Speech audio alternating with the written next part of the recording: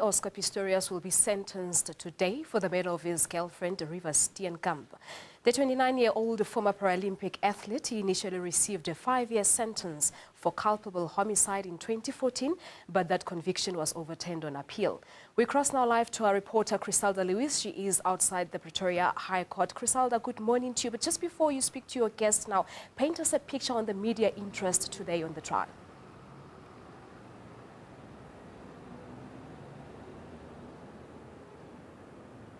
Well, certainly as expected, Palisa, a huge media interest, of course, since the beginning of this trial. The media from around the world are back here again today for the final curtain closing on Oscar Pistorius. Of course, as you pointed out, that Oscar Pistorius will be sentenced for murder here this morning. Of course, the media interest that we've seen over the past couple of years is exactly what we were expecting here today. But of course, quite crucially, is what the North Gauteng High Court will find. I think the big question here this morning is exactly how long will Oscar Pistorius go to jail for? We saw quite strongly there the state pushing, of course, for the 15-year minimum sentence for murder. And of course, the defense are basically saying that Oscar Pistorius has served enough time and that community service would be ideal for Oscar Pistorius. But let's chat to the experts now. Certainly throughout the course of the day, we'll be speaking to a number of experts who will break down for us exactly what the court does find here this morning. Joining me is Ulrich Roux, who's a criminal law expert who will be joining us throughout the course of today. Ulrich, a very good morning to you.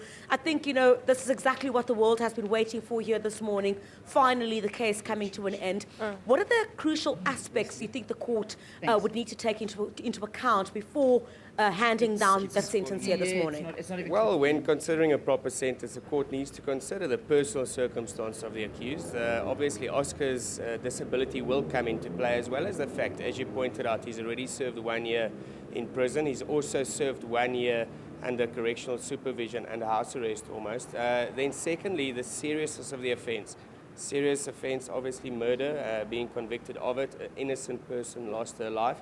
And then thirdly, and the point that I think the state hammered on a lot, was the interest of society and what message is sent out to society by the sentence that is handed down.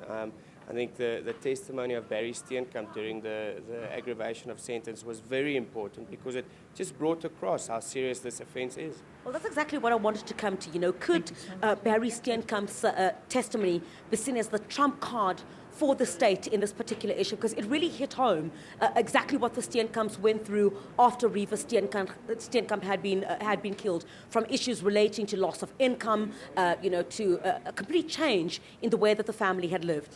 Yes, definitely. And I think, you know, the fact that remember, it's an innocent person. She didn't do anything wrong. She went about her own business that evening. She was in a relationship with the convicted person, and she lost her life for no reason whatsoever. And as I said, that the court is there to send out a proper message to future offenders, to make them think twice about acting in a similar fashion, and to restore the scale of justice and the balance of justice. Remember that retribution is an important factor as well, which needs to be taken into consideration. So definitely I agree with you. It was a good call by the state to call Barry Steenkamp just to get that raw emotional testimony on record to show the absolute effect that this crime has had on the Steenkamp family.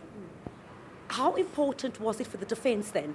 You know, we were all quite surprised when we saw that Oscar Pistorius took off his prosthetics inside court, and basically the defense trying to demonstrate how he could possibly have been vulnerable on that morning that he shot and killed Reeva Steenkamp. How much do you think of that, you know, the court would need to take into account? We saw Oscar Pistorius, the way that he has to live on a daily basis. Could that perhaps be one of the key points that this court takes into account this morning? Well, I think Barry Roux's argument was also there's two Oscar Pistoriuses. There's this one that's an absolute superstar and this phenomenal athlete that's world-renowned. And then there's this other one who's vulnerable, who's, when he's on his stumps, he's a completely vulnerable person. And that is the picture that he tried to paint by making Pistorius walk on his stumps. And I think, you know, a picture paints 1,000 words. I think it definitely had an effect on the court.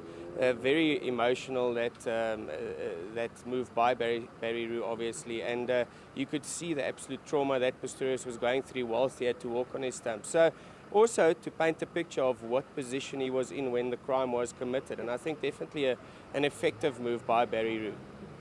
How much of the criminal justice system was actually on trial. You know, many of the people that we've spoken to are saying it's not just about Oscar Pistorius and Reeva Steenkamp, but everybody was looking to South Africa and how it metes out justice when it comes to serious offences such as murder. So how much of that do you think the court would need to take into account as well? Perhaps to send a clear picture, not just to South Africans, but to the entire world. Of course, this has sparked global interest. Well, I think firstly, I think our justice system came across very well. You know, a lot of international journalists have said that it's been very impressive. Obviously, it's been a bit different to normal court cases that we are involved in on a day-to-day basis. Things did work very well. It was very smooth, but it's been a long process. Remember, this trial started in March 2014 already. That's almost 2.5 years, or 2 years and 4 months down the line. So I think our justice system did come across very well, but as you correctly point out, there's a clear message, and that old cliche of justice must not only be done, it should be seen to be done. And people should see how the justice system works and how cross-examination works and how a judge comes to a decision. And those are important factors that the court needs to consider when handing down a sentence today as well. Well, just very quickly, I understand we're running out of time. What are we possibly looking at here in terms of the sentence that Judge Thokozile Masipa might hand down?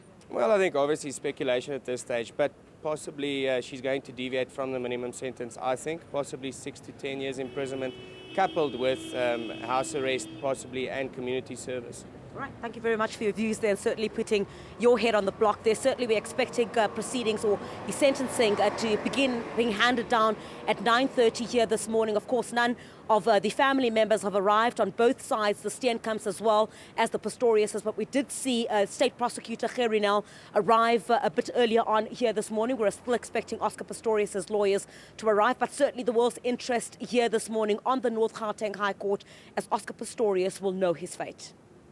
Well, thank you very much to our reporter there, Chriselda Lewis. The Pretoria High Court will be crossing to her throughout the day on our SABC News channel, so stay tuned for the latest on the Oscar Pistorius sentencing procedures. Well,